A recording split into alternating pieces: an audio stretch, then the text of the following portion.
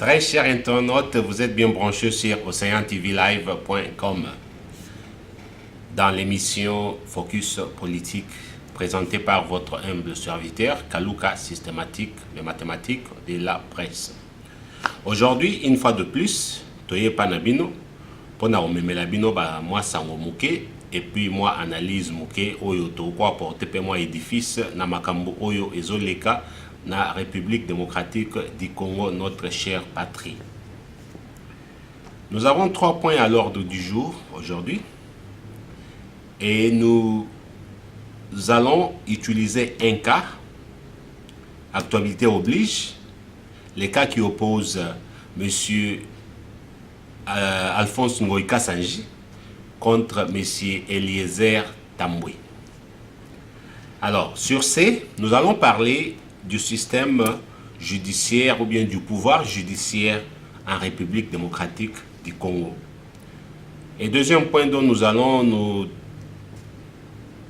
nous baser, c'est sur la nationalité congolaise, la problématique de nationalité congolaise. Et puis troisième point, oya mutu ya pe lisusu to lakisa bino ndenge nini groupe ya bato moko boye muke ba politiciens congolais, toutes tendances confondues, il y a opposition comme il y a majorité, na ba OP ba soi-disant société civile, il y a un groupe de gens oyo bazui Congo en otage et puis bazoko sa peuple congolais. Ok, nous saluons d'abord M. Eliezer Tambwe qui est déjà libéré provisoirement, comme on s'y attendait, et procès ils ont continué. Mais tous on a un dossier wana muke pour tomeka kota la justice ya Congo ils ont fonctionné ndenge nini na eloko nini et bongito sala. Ce qui se rappelait très bien, et puis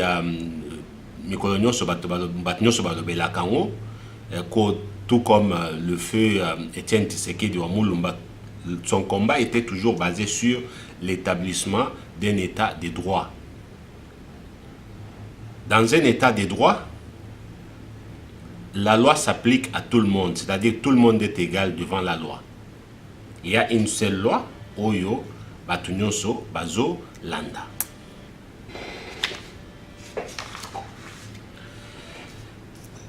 Mais, eloko toujours dans la République démocratique du Congo, ezali eloko mususu.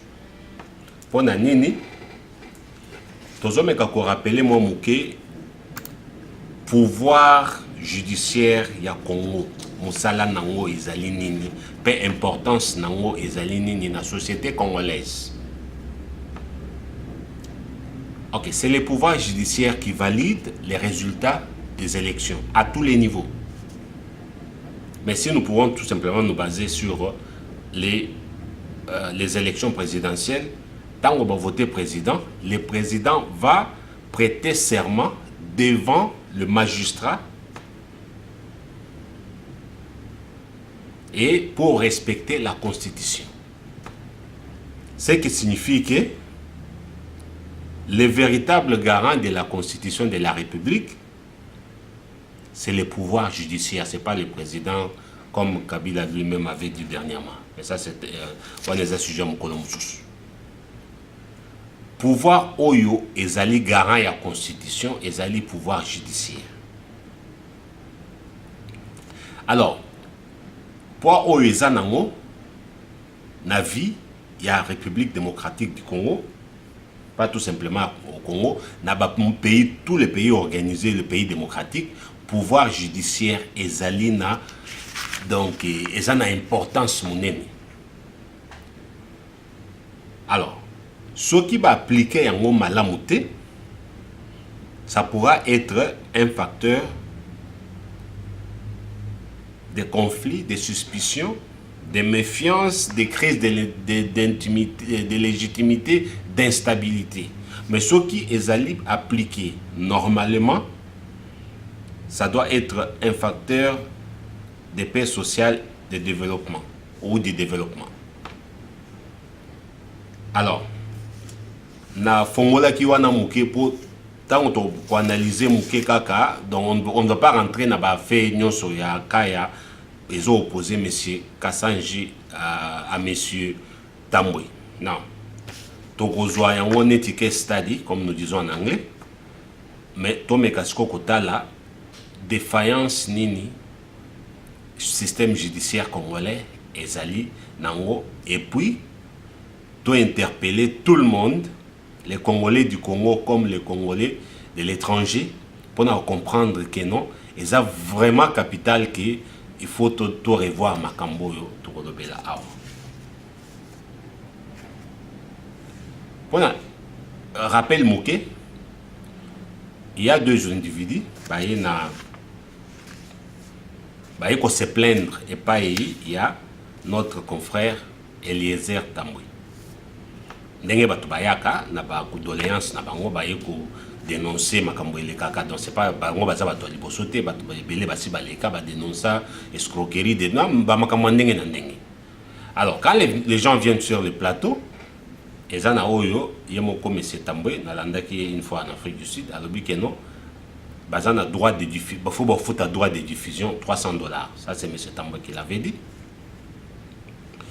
Batumi balé au Pébaye, bah foutu $300 na bango droit de diffusion. Mais c'est Tambwe, en professionnel, il a contacté les services appropriés. Il y a gouverneur mi balé oyo bato baye ko se plaindre sur leur cas. Nous citons messieurs Kassanji et puis le gouverneur de Sankourjon dont j'oublie le nom pour l'instant.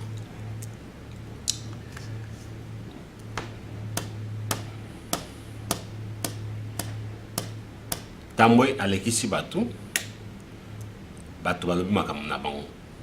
Ok, comme nous faisons notre boulot de une sorte interview tout ça, donc on n'a pas question on peut éclaircir makambo sous pour message n'est les cas. Alors leur message était basé sur trois choses. Il y a liboso, il y a eu coups et blessures à l'endroit des présumés de Konabango, ce qui a occasionné mort d'homme. Donc, nous parlons d'un cas de mort d'homme, présumé mort d'homme, suite à des actes Mokoboye Ndememi Moutouana. Ça, c'est une affaire criminelle déjà. Quand on parle de mort d'homme, c'est une suspicion criminelle. Jusque-là, personne n'est incriminé. Ils ont parlé d'extorsion d'un diamant de 35 carats. Ça, c'est une affaire criminelle, extorsion. Et ça pourra aussi être lié à l'escroquerie. Il y a le bien d'autrui. Et puis, il y a troisième point, Ezali Keno, il y a des services, donc il y a des services compétents, il y a Congo, oyo elandaka makambo ya keno creuser azui diamant aleke pa na bango pe ba percevoir ba frais na bango donc ndenge service en fonctionne. Alors il y a ce diamant qui n'a pas suivi l'itinéraire officiel nango au présumé diamant, je dis bien présumé diamant oyo elandi itinéraire officiel, c'est-à-dire que non et échappé à fisc ya Congo, c'est-à-dire que l'État congolais n'a pas perçu droit ou bien taxe oyo bazwaka na cadre wana. Wana est la troisième accusation oyo bato ba memeli sur le milieu public. Alors toté les mandat wana moké donc na ba accusation wana. Il y a deux plaignants oyo baye ba comme na bango yebani ba se présenter. Et puis, bah, même histoire pour eux. Si par exemple, les deux gouverneurs cités, y compris M. Kassanji, du Kasaï oriental, et le gouverneur du Sankoro, s'il y a entre M. Tambwe et les deux personnes au Bayaki dans le plateau et à Tambwe, ce qui bateau bako bakouraï ko landela peut-être que notre porté plainte pour diffamation ezali plateau obaya et yambaki bango ou bien bateau ba yeko dénoncer ma solo. Donc je pense que la réponse est ça, oui, ban. Alors, Netindenge Nazali Awa, il y a quelqu'un qui est venu sur Océan TV Live, aye atangio alobi keno ndeko kingandi asalinga iboy asali boy asali boy asali boy abi ya solo penza asali mu kolonini a expliquer makambo nyos. Tu problème nanga eza place ni nga na pesier média na pesier moyen ya alobalika munene na milieu public soki yo moni keno eza bongo te oza na droit ya koya ko répondre comme l'a fait monsieur le gouverneur du Sankoro. Il est venu, il a répondu à PCP fait naïe et donc a raconté fait naïe nandenge naïe et puis il a reconnu que non, il y aurait deux personnes au Baroutagi na Sankoro avec un diamant accompagné de sa femme Bayena Kishasa. Ok, sans toutefois au côté à peine à détail du sous donc quelle coïncidence que non sa femme se trouverait en vacances na Sankoro na Lodja bateau ce qu'on y aime bien mais bango na kin et ça que nous akataki a congé na ye côté azalaki ou bien c'est juste une coïncidence que nous l'état ya linga alongwa yango pe diama ebimi. Ok, il y a beaucoup de zones d'ombre dans cette histoire mais du moins il a reconnu que sa femme a conduit les deux personnes à Kinshasa et il a reconnu que sa femme a amené le diamant chez les gens d'Ngoïka Sange. Mais de l'autre côté, Ngoïka Sange a lobby que non, il ne connaît pas ces gens, il ne connaît rien sur l'histoire du diamant de 35 carats. Il a plutôt parlé d'un autre diamant qui pèserait 1000, 2000 carats, une histoire qui s'est passée en 2015, qui n'était pas le cas sur l'émission de M. Tamboué. Ok, ça c'était juste pour nous repérer ça. Pour nous repérer ça, c'est quoi? Pour comprendre ce que le background de Likambo, pour tant que ce qu'on a banalisé, pour comprendre pourquoi j'ai amené ça.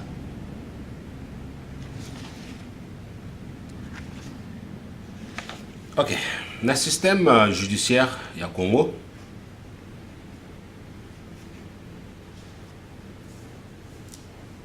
les magistrats sont divisés en deux catégories.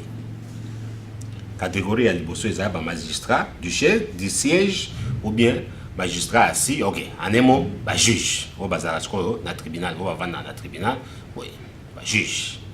Et puis, il y a des magistrats debout, oyo, bazali, ministère public. Bango bokende kuluka une infraction, kotala kosa ko bangonde ba la charge na motu bangonde ba ko rechercher ba infraction na ba auteur nango ko surveiller ba activité ba OPJ tout ça et puis tango ba récolter ba information na bango ndesko ba ko saisir ba magistrat oyo assis.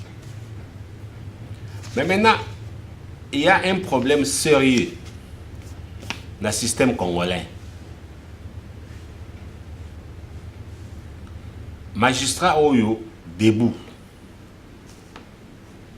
c'est la même personne Oyo à Koluka charge, c'est la même personne Oyo à Koluka évidence, c'est la même personne Oyo à Koluka ba recherche nyonso. Et puis ce qui est grave est que c'est la même personne qui a le droit de détenir.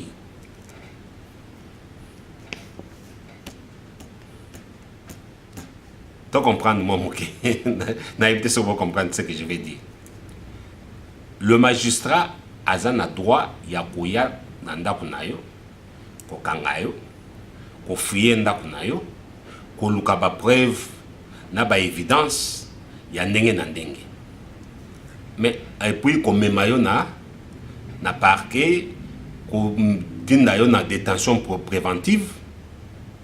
Donc c'est-à-dire que nous kangayo hein net nenga bakangaki métier Tamboué ezali que non baye bazuye ke na ye kuna baye bisiye que non telle personne a sali boye na boye je ne sais pas à quel niveau oyo évidence ni bazaki nango si c'était tout simplement élément audio toyoki na ba réseaux sociaux ou bien il y avait na ba au vidéo ye moko ba sali na émission na ye on ne sait pas. OK ba détenir ye wana sans qu'il y ait juge, sans qu'il y ait une autre personne. C'est-à-dire que non, mutumoko aza ce qu'on a rôle, doyenda ça na pouvoir nyonso na maboko. Ya koluka évidence, ok. Tozonga mukesima. Ce qui n'a pas pouvoir ya koluka évidence. Qu'est-ce qui va empêcher de ne pas planter ba évidence? Et là on y a ko empêcher ngai pour planter évidence pour ngai ne mutu na luki yango. Ngai pende mutu na charger yo, ngai pende mutu na kangi yo. Alors, ça c'est un système qui est vraiment flawed, comme on dit en anglais. Na système na biso ya anglophone bi na ba pays non soit démocratie ezali que non ministère public a osala musala ne ya ko zo ba information ko zo ba évidence tout ça mais pour na memi yango ce que pas juge ko tango ba bengi yo ba memi yo pas juge ayoki yo préliminaire donc moi préliminaire donc audience préliminaire juge siko amoni que non est-ce que mutu oyo azo présenter risque ya kokima. Alors, par contre, est-ce que je suis belé à Salaka, te, à Vandakawapi, à Salaka Nindon. Des juges à Rolobano, ça va, comme ça, liberté provisoire, Tozela, date nini, Oyo, Bakoya, Kosambisa. Alors, ou bien, à tes motos, risque, ça dépend pas, il y a crime, moto, sali, ou peut-être, ok, abomi, batou, azabo, et tout ça, il est dangereux pour la société, to retenir, à commettre, moussouté. Juge n'a pas décidé le Cameroun. Ce n'est pas la personne qui a mis la charge. Mouta mis la charge, qui est présenté par le juge habité dans la moto, yo boye. Yo peut aux gens de défense na yo té ça un problème té toti ka yega ka pour na opesa yetampe alukapé ba évidence ne mususu pour na ba élément ya défense. Mais na Congo ezali que non. Mutu moko nda za na pouvoir nyonso na maboko. Alors pour Nanine Zabongo, une fois j'étais à Bruxelles avec un maître congolais, un professeur d'université à Congo. Mais c'est que je dois comprendre tes systèmes à Congo. Quel que soit les Camerounais qui sont opposés à Moutouna Moutou, et Toyo Kakao à qui na prison, à Kangisi. Donc, distinction, il y a affaires civiles, na criminel les athées. Peut-être dans le système, il y a anglophone, je parle de l'Australie, dans la Nouvelle-Zélande, tout ça, en Angleterre, et il y a une distinction entre un cas civil et un cas criminel. Par exemple, diffamation, na loi na biswawa, il y a un cas civil, c'est-à-dire que nous avons aussi sur ton sujet. Il faut prouver que nous avons wana et au présentement on a gagné par exemple. On a pris exemple net que nous aux joueurs de football. Bah conseiller li Cambodo Mastawana azo kosamwa sinaye par exemple, juste un exemple. Mais tant qu'on a faire en web bimina na ba journaux banini maison web bando sponsoriser yo et retirer sponsoring na bango. Babite po mutu yo moral nae ezali douteuse. Sponsoring one ezali combien $300,000 par année par exemple. Allez, tu pourras présenter à la cour pour dire que non, à partir ya lukuta o mutu akomaki na journal bien lobi na télévision, tala na perdre contrat na nga ya $300,000. Wane comme ce qu'on a gagné. Tango bako tsala jugement, bako tala que OK na niveau nini na quel degré le Cambouane sali que perdre plan. Ok, moto ya sala ki wana tango ba prouver que non makambo ba geza diffamation tout ça ba ko tchela ya amende ya ko ba que non futa moto yo manga gagné. Mais ça li kambo prison mais wana za système sous mais OK, revenons maintenant na li kambo. Tango pouvoir ezali na maboko ma mutu moko juge, amen, pas juge, magistrat, ya parquet. Ils ont favorisé sikoyo corruption. Et favoriser corruption jusqu'à tel point que non, moyennant mbongo, oko somba jugement, moyennant mbongo, oko kangisa mutu. C'est comme ça s'est passé avec monsieur Tambwe. Les autres ont le monsieur Tambwe, Eliezer Tambwe. c'est parce que c'est un journaliste de notoriété publique, quelqu'un qui est connu du public, asala musane malamu azape na bato ebele bo alandai. Yango suko tout le monde a crié biso na Australie tozolo belango. Talaga distance tozango na Congo. Mais combien de gens oyo ba ebanité bazape na mbongo te bakota na baka wana netu ya mesetambo ebele. C'est ce qui justifie présence, surpeuplement, il y a des prisons dans le Congo. Pour nani, moto azangi mbongo, place na elle, donc directement, ils sont dans la prison. Alors, selon la loi organique, ils ont organisé dans le fonctionnement, il y a magistrature, il y a tribunaux, tout ça. Et ça dit que tant qu'on a détention préventive, tu as 5 jours. On a 5 jours, il n'y a rien, le dossier dont on a de l'autre côté. Et ça, c'est quoi que non, magistrat, c'est quoi, ok, après 5 jours, il n'y a aucun discours, et pas juge pour le jugement. Tant qu'on est dans mon côté, ou bien tant qu'on est en jeté, ce n'est pas dans l'air obligation ou bien ce n'est pas dans leur intérêt, non pas obligation, c'est pas dans leur intérêt. Il y a que non, ok, mutoto kanga ilobi na wenzewana, oya ibaki makala ya coin, toché okuna 5 jours le coquille, juge tokende. Non non, pombongo ezate donc c'est rien. Yango ezo sala que non. Surpeuplement il y a ba jeunes gens na ba démunis bato bazanga mbongo na Congo na ba prison soki boké kuna okuta ba jeune belé batondi. Bah, Moussous Bazawana 2 ans, il n'y a pas de jugement parce que Moto a bandé la dossier, Azomona et l'on a gagné na Kachuanati. Yango, Bavanda, sans jugement, et donc, tout ce monde a élément, ils ont ébélé, ou Moussous qui nous a sali 3 ans, donc, tout est baïbé qui a zakuna pour Moto a cotisé kuna à Bossanaï. Alors, Yango, ce qu'on a zolo bakeno. Mboka nini oyo tokotonga na système judiciaire à modèle. Yemoko Kabila, il a reconnu que non, nous avons une justice injuste. Ok. On a corrigé, il n'y a pas la justice au Congo. Nous sommes dans une république bananière. Là où, donc, c'est la loi du plus fort. Plus fort en moi, les lots, les alliés, majorité présidentielle, n'a pas sympathisant, n'a pas bateau, n'a pas quand donc on a bateau bazana mbongo.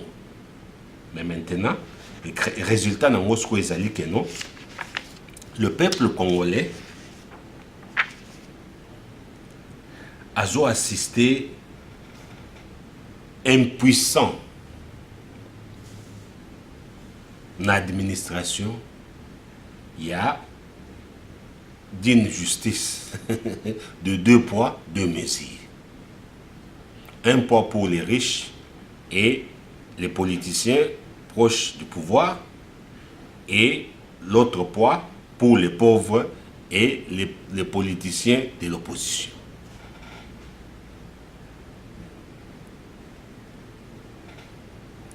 Kozala siko na pouvoir wana ya magistrat na pouvoir nyonso na maboko. Eboti clientélisme. Clientélisme, eza siko ke non.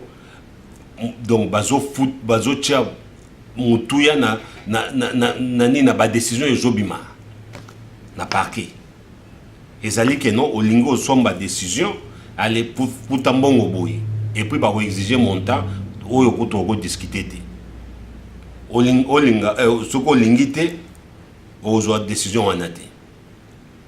Mais ok. Lelo moni nazolo bango naza mpe moi moral nanga eza na se moi mingi. C'est parce que tosi toloba ya koganga, tosi toloba ya kosilika. Eza neti on dirait Congo, les Congolais, donc les politiciens congolais, les magistrats, tout le monde, on dirait ba comprendre makambo te. Yango sko lelo naza na tempérament mo boye na loba nano peut-être na ya robondela. Tozo bondela nini awa bandeko na ngai. mboka oyo ezali mboka na biso oyo elobata pasteur Ekofo batikela biso na bakoko na biso. Biso pe toza na bana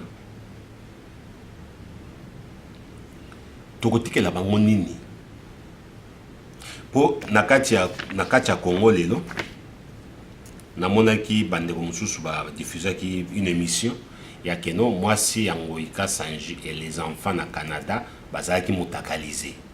Okay. Sans toutefois okota na détail ya quel genre de motakalisation, ça je sais pas. Mais eloko siko interpellé ezali keno ye Ngoïka Sanji azali gouverneur na Kasai oriental na centre ya Congo. Pona nini mwasi ne na bana bazala na Canada? Donc, un exemple parce que nous parlons de son cas ici contre M. Tamboué, mais c'est ça les normes y a des politiciens congolais. Bana na bango na basi toza na bango na bapoto awa. Mais bango baza na Congo kuna en train de faire n'importe quoi. Soki sikoyo donc bazo sala musala malamu. Pona nini sikoyo bana bazo kima na poto, bakumisi bana na basi na poto. Donc yango siko ezali ke no ke parce que ba famille na bino baza na poto, bino boza na Congo, donc vous bozo yiba mbongo ya l'état. Donc ya bosala n'importe quoi Congo ebe bakaka, donc onyo se kosala mais salama parce que nos enfants sont à l'abri de ça.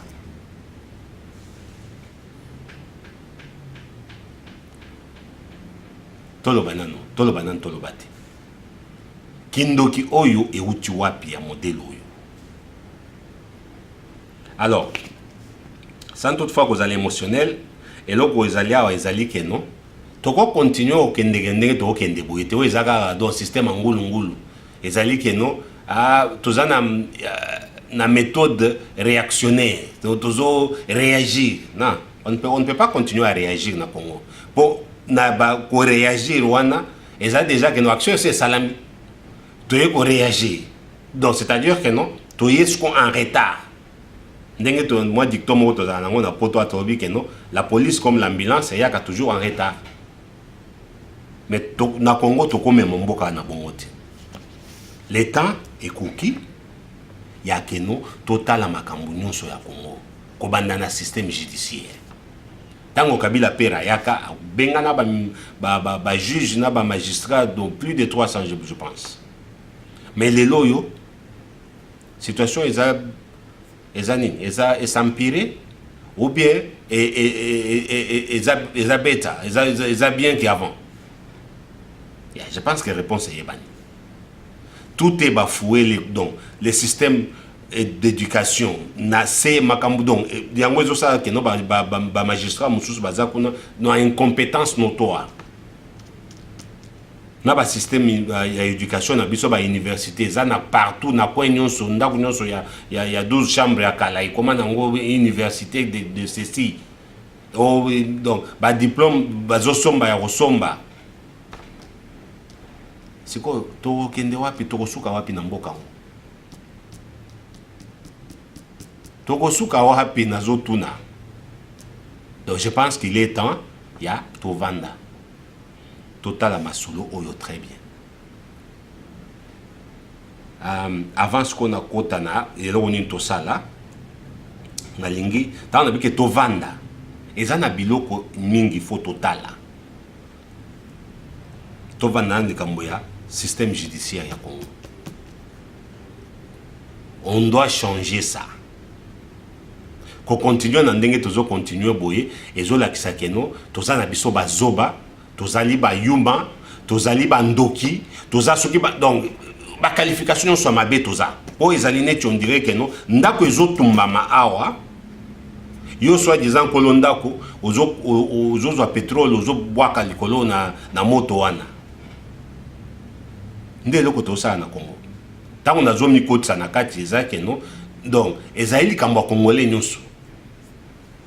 Pona ba émission mususu na loba que non Kabila n'est pas le problème du Congo.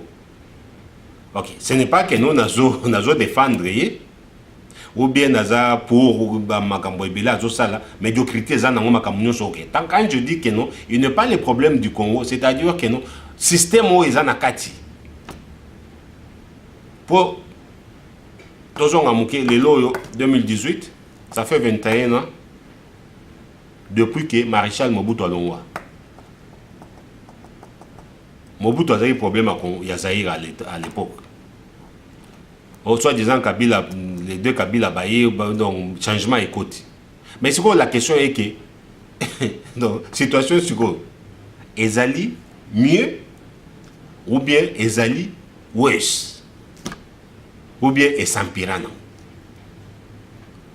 Je pense que la réponse est Yébani. Qu'est-ce qu'il a fait? C'est parce que le même système continue avec changement d'homme peut-être na tête à l'État. Alors, yango sikoyo awa troisième point na lobela ok na sauter na nationalité na lobela que non système wana it has to change, il faut échanger. Pour les autres Kabila azokende lobby ya kotikala wana libela ti akokende. Tango mutu soyez aussi longtemps que le système continue et qu'on continue dans mon modèle wana. Alors, na lobby que nos politiciens congolais bazana likopa na bango. Tant on a vu politiciens, tout politicien congolais confondu, ok, les autres toujours le bakeno opposition, majorité, boyena boy. Mais ce qu'on tali batnyo so bazana opposition lelo, bato bazana majorité lelo. Peut-être à l'exception il y a Félix Tshisekedi. Ok, donc soyez avec moi, je vais expliquer ce que je vais dire. Batunyo Sowana, Basala, na Congo wana, une fois Basala, Bazara na pouvoir, les lots se retrouver na opposition, donc Bamusu Bazara na opposition, se retrouver na pouvoir les lots. Alors quand je dis que non, peut-être à l'exception, il y a Félix Tshisekedi, c'est parce qu'il n'a jamais travaillé au Congo. Na sens wana. Donc Nazo Baté que non, il y a mieux que les autres. C'est ce que je dis que peut-être à l'exception il n'a jamais travaillé au Congo comme moi, comme Batumoussou Soto Bazana Poto. Donc tu travailles dans la Congo. Alors, mais c'est quoi les politiciens oyo wana et donc on y a ça là que non, les lois comme en opposition, le biazonga na pouvoir, tous un exemple à Chibala, Bruno. Mais ok, bateau Bazana Congo, boye bisangai. Depuis que Bruno est Premier ministre, tout bandana Badibang, ok. Badibang, soit disant mon opposition. Toye na Chibala, soit disant mon opposition. Situation est pire ou bien est mieux que Oyo, Yamatata, Nanani, na Kizenga et les autres. Nanani, Muzito. Je pense que la réponse est Yébani. Pour Nanini, ce n'est pas une histoire d'homme, c'est une histoire, il y a un système où il y a place. Et puis, Batouana, Bazana Kacha Likopa. Likopa, Moko ya Makasi. Il ne représente pas quelque chose, donc le pourcentage monnaie était dans la population du Congo. Mais Bango, ce qu'on dit, Bakangi Congo en otage. Bakangi peuple congolais en otage. Tu vas la Kendegi na gouvernement, na compte, il y a soi-disant. Accord au Signamaki le 31 décembre. Avec mission, il y a organiser les élections, faire ceci, faire cela. Boye Bisangai Nanou, depuis tu balaza na primature. Bosu boyo qui a sali moi compte rendu que non, tu commis à niveau oyo ndema kambu boye na boye. Il a oublié cette histoire des élections. A commis ko tonga bandaku. A commis, donc il paraîtrait que non, a commis na ba supermarché à Zobwaka Mbongo Likolo. Donc, c'est quoi et le quoi qui na primature, ce qui soit disant qu'il y a des gens qui représentent un rassemblement. Pourquoi il ne fait pas ça? À côté de Pénagé, il y a Koboka Bambongo, voyage na poto, Kosala ba un mois na boye na frais à l'État. Alors, il y a un autre na zolo bakeno, batuana bazana kacha likopa, batuana na likopa bakangi Congo en otage. Bon, ok, na ko illustrer les camboyo na elo comme sous la nationalité congolaise.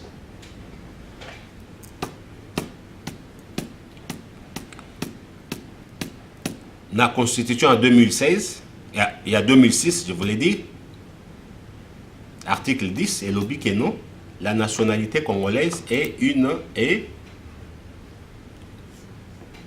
exclusive.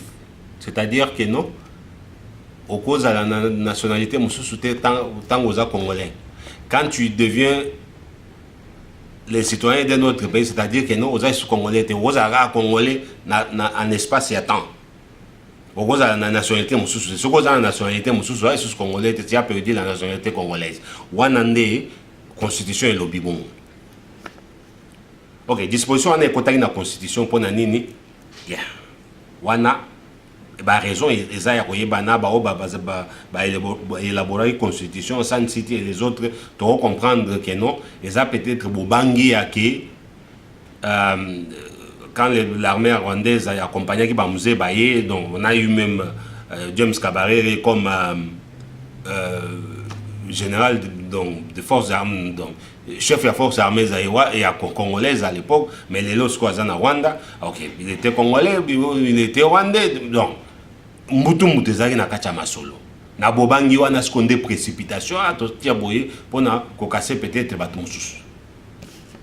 Bien bon. Donc, n'a pas que ça m'a bible, ça m'a la mais n'a pas expliqué ce qui s'est passé. Bien bon que non, loi et salami bongo que non, la nationalité zagara moko, soko za congolais zagara moko. Mais c'est quoi élection yeko salama. Bande konanga ebele o tozana bango tozaki na bango na poto awa. Ba kitipe na bakini wana. Ba chepe mabaya na bango. Ba voter bango ba députés nationaux. Va se retrouver dans le Parlement. Donc, une grande partie. Parce qu'on a la nationalité, il y a place à outil. Ok. Dans le fond, je vais parenthèse pour un commentaire sur la chaîne. Tant que les Congolais à Libanda changent de nationalité, ce n'est pas une question de trahir les Congo.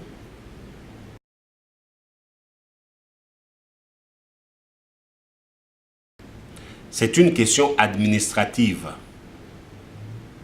Dans le cadre que non, ok, je ne pourrais parler que de l'Australie ou de la Nouvelle-Zélande, bon, on a la maîtrise. En Australie, awa, les études coûtent très cher.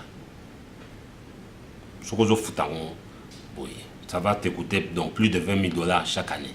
Mais tant que vous êtes étudiant, ils ont mati. Mais l'État australien, comme l'État néo-zélandais, bah ça là système il y a que non, bah ok nous na université, oh maman comment ngai, au lieu au foot mais bah comme ayo. Tant que aussi ça diplôme na yo 5 ans, 4 ans, 5 ans, 6 ans, ça dépend. Bah yo bien bisa wa engambe. Donc na ba 5 ans au sali hein. Nyongona ozanango ezaya 140 000 $. Ok, bien abango pe ezali que non, ba bate que futa ngo lelo kaka. Ba ozela tango ozwa musala et puis bazana moi niveau ya mbongo mobo soko lekisi montant wana alende ba bando kata yo moi parti. Alors, mais ce système wana ezaka pona ba citoyen ya mboka wana. Alors, siko bato ba se retrouver na poto neti ba biso ba mususu to kende côté ba 30 ans. Tokoleli awa baninga mususu pe bazana bamboka mususu ba Canada ba boye ba koleli wana mais ce que yo ko boya okende université parce que olingi kaka o garder mukanda ya Congo non ezali que non OK donc ils ont avantage na yo pour okende o ozwa koyekola makambo lingo koyekola na misala pe ezana ba misala mususu pour aux hommes il faut que citoyen ya mboka wana ya ba nationaux mais ce que yo kozate ko se limiter ma solo OK otangi osali ba 5 ans 6 ans à l'université ozu ba diplôme na yo tout ça que opportunité ozomona na keno ko sala musala kingandi mais olobité na ko sala ngote pa na za congolais mais ki congolais oza congolais obotami congolais biso za ba congolais de souche congolais d'origine tokotika la jusqu'à la fin de la vie mais question administrative ezali que non droit constitution à Congo et comment maki modèle wana siko tango bato bazongi kuna bakoti na bango na parlement bakomi ba gouverneur ba mususu bakomi boye na ba fonction oyo ya l'état. Mais mukanda na ye ya libanda atiki yango libanda akomotambola pe na carte ne ya électeur mo pe carte d'identité za te na Congo. Mais likambo tolobi ya système judiciaire yango ye ezake no a violé déjà la loi ya mboka. Mais maintenant, qu'est-ce qui s'est passé? Parce que ça place ni. Et comme il y a repone bilongi. Ce qui n'est par exemple Moutouana, Tozana, Azana Bisote, na côté na bango ya pouvoir, à l'ende qui n'a pas nationalité de mi place one. Netika ya Moïse Katumbi. Mais selon la loi, il paraîtrait qu'il était italien, mais prouvé tout ça, Tina mairie Mokona Italie, de 2001 jusqu'à 2017, Azaki italien, Azaki citoyen italien, Azaki un passeport. On n'a rien à discuter. Mais dans l'entretemps, Azaki na Congo, Congolais, tout ça. Nakawana, il a violé. Alors, Baninga Nabiso, sympathisant, il était gouverneur na Cameroun. Soyons quand même sérieux. Infraction, ils allaient infraction. Ils étaient que nos pour politiciens congolais ont détourné les biens publics. Tout le monde le fait et comme c'est normal. Non, attention nous soit salango et tikalika infraction. Dans un pays, tant qu'organiser le système judiciaire, ce sont des gens à poursuivre. Mais dans le système, il y a 2 poids 2 mesures. Oh, il y a un parlement qui a une double nationalité. Ok, avant que tu comme émotionnel. Tu sais, vous savez, c'est que les députés nationaux et Congo Basala, ils sont confondus. Dans la nationalité, bandaga à partir de Likambuanani ya Kanza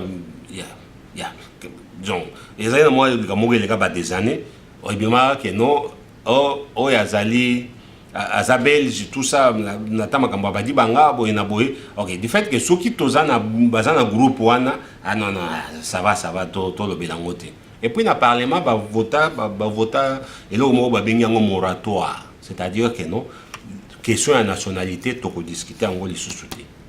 C'est-à-dire que nous avons mastawana ba yokani, babi que pour ceux qui te discuter en Angola, na yonanga na boye donc to kweya.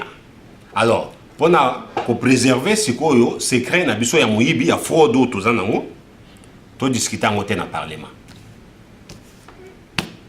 Vous avez ce qu'on mboka ngo to vivre.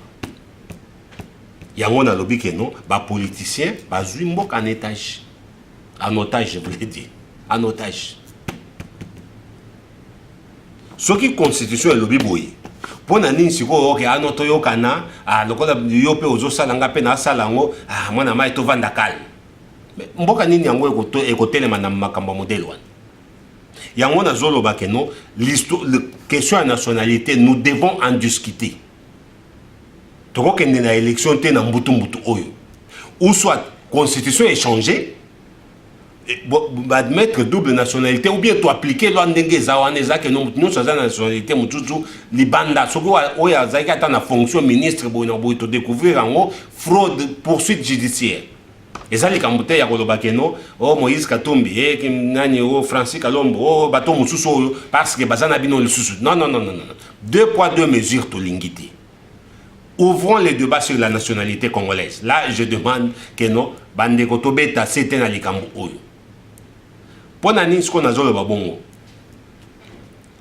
Nous sommes en train de travailler jour et nuit. Les Congolais à diaspora.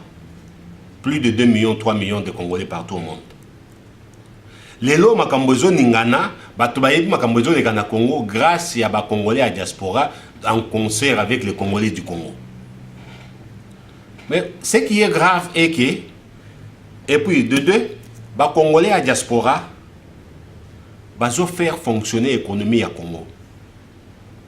Sur 3-4 millions de Congolais éparpillés partout au monde, Je pense que ceux qui ont moi calcul mouké ya mouké kaka keno chaque Congolais a tindara au moins $1000 n'année moko. Batinda rebelle. Mais au moins $1000 et qu'il y a Congo. C'est 4 millions. Vous savez c'est combien? C'est 4 milliards de dollars oyo ba Congolais à Libanda batinda na Congo bazo injecter dans l'économie congolaise. Ba Congolais il y a diaspora ce qui na ba ville minene wana tout ça OK. Je ne pourrais parler que de Kinshasa du fait que on est makambozo mona moi mingi ba flat ba investissement ya ndenge na ndenge oyo ba Congolais à diaspora bazo sala na Congo. Une force économique non négligeable na vie à Congo. Mais ce qui est injuste pour tous ces Congolais, et c'est que non, nous ne participons pas à la décision en Bokawana. Pour na nini, pour na likambo ya nationalité. Na vote to votarati. Tout ça na biso makele là tout ça boy na boy mais na vote les cas sont chaté pour aux Congolais.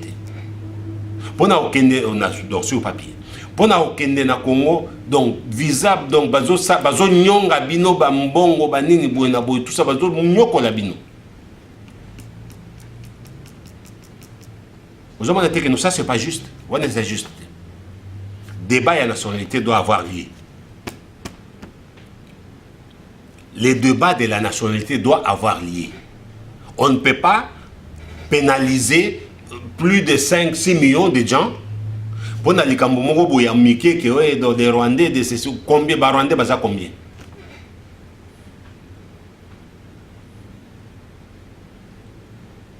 Donc, Joseph Kabila y a Zawan.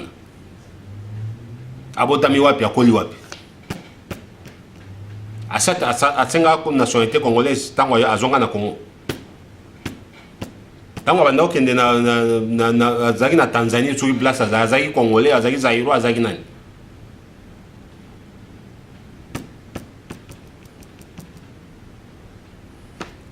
Donc, les Cambodgiens, non. Le débat de la nationalité doit avoir lieu. Il y a deux débats sur 2 points capitaux. La nationalité, pouvoir judiciaire à Congo. Ce sont là les 2 points où il faut tout résoudre avant qu'il y ait une élection. Pour l'élection, ça c'est connu. Et puis, la condition Oyo, ça c'est mon avis, donc je ne pense même pas qu'il y ait une bonne idée d'avoir des élections pour tricher, c'est mon avis déjà. Donc, il faut réagir karaté. Yango, le débat sur le système judiciaire ou le pouvoir judiciaire doit avoir lieu depuis la nationalité. Pour les lois, mais ils ont reflété le système Mobimba. Pour dans un pays organisé comme l'Australie, une émission comme Oyo Ndekweleze à Salaki. 3 accusations majeures au bateau qui place ministère public, la police devait s'en saisir. Pour est-ce que Moutongo Bazolo Bakufi a solo Azawapi, donc Diamant Ouest que Zalaki pour fraude des alliés, il y a donc coup et blessure, donc accusation minée Oyo, il y a que non Moutongo qui est de prison, année belé. Et donc on devait interpeller les 2 personnes au Bayakinanine, et puis interpeller les 2 gouverneurs Oyo qui impliqués dans les Cambouana. Plutôt que pour qu'on s'acharne sur un simple journaliste comme Eliezer Tambo. Les lots Oyo et Zali Keno, donc les dossiers l'enquête doit être ouverte pour yeba les Cambodgiens. Et il y a des informations qui viennent de partout. Tous Balobi Keno était Kamaki en verse na 40 millions d'euros. Combien le gouvernement congolais a perçu? Combien le propriétaire du diamant a perçu? Et combien de maboko ngoyi ndengeni? Pongo yemoko lubikeno avec les gouverneurs au long, ils n'ont pas des affaires privées. Mais le gouverneur au long lubikeno ba memi diamant ba ke opese pas batunaye. Mais quelle contradiction! Quel amateurisme dans ma solo? Pour ceux qui bolingo kosa, il faut vous vendre la boyo kanati. Alors, yango lelo to lobi ke non, to lobela likambo oyo ya système judiciaire, to lobela pe likambo nationalité, to lobela rapé ba politicien wana. Yango nazo senga na peuple congolais, miso ezala ofungwama. Bakamba omema batu na kipoyi wana auto mesana kaka fanatisme ko Alexé ezate po bazana bango ba escrocs. Ce sont des escrocs bango nyusu. Et loko batsota les alikaka libumu na bango na ba OK omona bango nyusu botala bango nyusu. Eza la opposition, eza la majorité. Majorité na bango ba na bango na basi libanda ya mboka. Bango siko batikali kuna bazaka un pas na Congo, un jour na France. Nationalité na bango ezani. Tout n'a déjà. Et la opposition, et la majorité. La nationalité n'a pas de ceux qui double nationalité, ce sont des gens, tant qu'on a organisé le système judiciaire, il faut qu'on traduise tout en justice pour la fraude.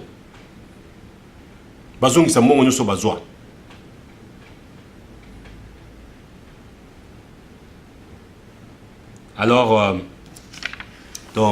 donc, soyez toujours, ayez toujours confiance en nous.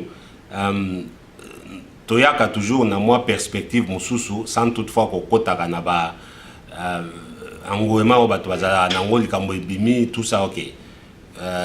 Nous sommes de cœur avec monsieur Eliezer Tambwe et nous souhaiterons qu'il tant au procès en ekokende donc et que mais nous demandons au ministère public, la police par instance la justice à Congo, un dossier doit être ouvert pour vérifier des accusations sur le plateau. Et puis, si OK, il y aurait mort d'homme, il y aurait extorsion, l'escroquerie, la fraude fiscale, tout. Donc, je pense que tout ça, ça la moussala nabino. Bakamba s'acharner sur un journaliste, ça c'est non. Et ça qui s'appelle Bassé Smoro Boye que non. Attends maïe lango boza quand même maïe non. Ba qui titre nous boza nango docteur, professeur boy nabdon. Eza ya soupe o yani. Pour attendre que vous montez loko, ngoika s'agit toi aussi. Hein? Donc, vous avez contredit au gouverneur ou à l'objet que non, c'est que finalement, Nani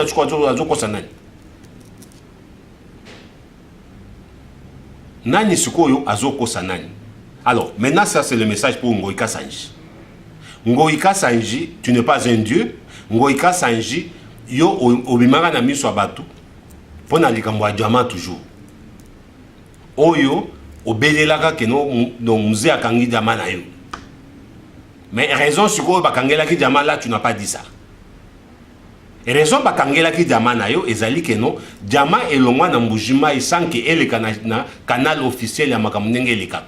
Pour tu avais corrompu donc premier service sur l'état na kobana na redoc tout le monde tu donc redocage je voulais dire au corrompre bango diamant elongwa na mbujima isan que système est comme ce qui nous a détenaki en et ça que non parce qu'il avait détecté que nos fraudes mauvaises avec moi place one. Mais tant qu'on va détenir en haut de normal, zone qui c'est au plan et puis il peut récupérer donc l'état qu'on a récupéré qui donc parti au yaï. C'est ça la vérité. Vérité en moi. Alors ce qui est ko somba jama ya batuana. Mais on sait nous ils amateur. Premièrement les Cambopé oya keno oza gouverner yonde susuo ozali trafiquant ya diamant. Les informations à notre possession ezoloba keno na mbujimai donc ozo faire souffrir batumaka c'est ça keno tu as ba garçon de course non nyonso partout na ba mine nyonso ya diamant. Montoizo moi diamant ne moko ya valeur boya les bango ba bimeli ba imposer un prix. Mais ça c'est de l'extorsion. Tout ce que vous avez moi mingi zobi maranango mais les lobby na milieu public. Mais toyebeli yongo ika sanji keno frère ngo ika sanji muto Branham. Mais est-ce qu'on ressemble là au tika? Frère Ngoy, au tika? Moussala Oya, que nous sommes gouverneurs, aux trafiquants. Aux hommes de Tekeno, ce sont là les deux fonctions incompatibles. Nous sommes suspects photo taille Congo. Au gouverneur commerçant, gouverneur minier, gouverneur. Yango ce qu'on a na poto et ça que non. Tant que Moussala public, il faut abandonner les affaires ou bien affaires comme un amabo comme tu ne peux pas continuer parce que non, ils allaient sur quoi que non, ils allaient trafic d'influence, donc conflit d'intérêts. Mais au Congo, c'est tout est permis. Yo allez gouverner ya région ya Badiama et puis Moussala non peut avant comme gouverneur les aga trafiquants et diamant et tu es gouverneur, tu continues à faire les trafics. Aux hommes qui ont attaqué soki au lobby au salaire moté ou donc tant au commis boyo diamant oyo na opé sur $20,000. Non 20,000. Moto bangi pour bien au gouverneur et ba militaire bazawa na boye na donc c'était pas normal, on est ça normalité. Donc yo zalaki frère Ngoïka Sanji Abrana ndenge to ebelio zonga na sima. Zongela Kibonzambe. Donc, mbongo ou bien pouvoir et kota na mutu na yote. Pour zapper président de la République. Ata soki o azaki président o kendekaka. Donc, Mobutu azaki président 32 ans a kenda na ye. Biloko ngo ayiba eza wapi. Yo nangaka nde mutu toyebite. Donc, tika makambo oyo leo sole. Tika kosala biloko zosala on peut jamais confondre. Alors merci mingi vous allez toujours branché sur www.oceantvlive.com bon comme la biso pe email adresse na biso ezolanda ba SMS merci pour na bandeko ba komaka ba tinda banini donc toujours ba remarque na bino ba commentaire na bino et puis toujours bongisa musala. Merci Mingi, ça c'est Kaluka systématique, les mathématiques de la presse. Ciao.